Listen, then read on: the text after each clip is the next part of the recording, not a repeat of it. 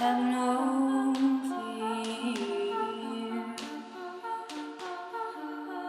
Ce qui m'a amenée à la lutherie, c'est simplement deux choses, deux côtés que j'aime beaucoup, c'est-à-dire le côté manuel et le côté musical. En fait, c'était vraiment naturel pour moi et c'est-à-dire que j'ai toujours joué de la musique, on a toujours joué de la musique dans ma famille, et, mais en même temps je voulais pas faire quelque chose qui soit que en rapport avec la musique. Moi j'ai fait des stages chez des luthiers et chez des sculpteurs sur bois.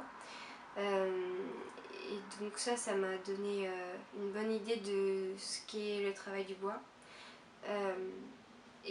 Sinon j'ai suivi des cours en conservatoire et en école de musique de violon et de contrebasse, et j'ai commencé aussi la harpe une fois à l'école.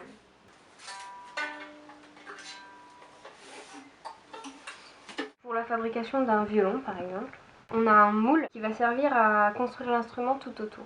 Donc on a le moule qu'on ne gardera pas au final, mais qui sert pour fabriquer la couronne d'éclisse, donc c'est-à-dire toute la hauteur et les côtés de l'instrument, donc qui est ajusté sur le moule en fait, mais le moule va sortir ensuite.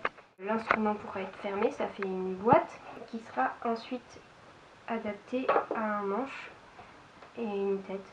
Ça c'est un violon fini en blanc comme on dit, c'est-à-dire sans vernis, mais qui est prêt à être verni. On a aussi la touche ici en ébène sur laquelle les cordes vont être.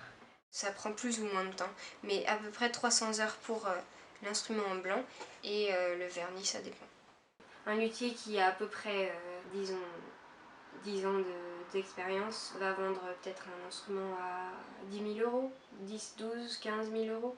Après, c'est les instruments anciens qui sont les plus chers, des instruments de plus d'un siècle, donc là ça peut monter dans des centaines de milliers d'euros.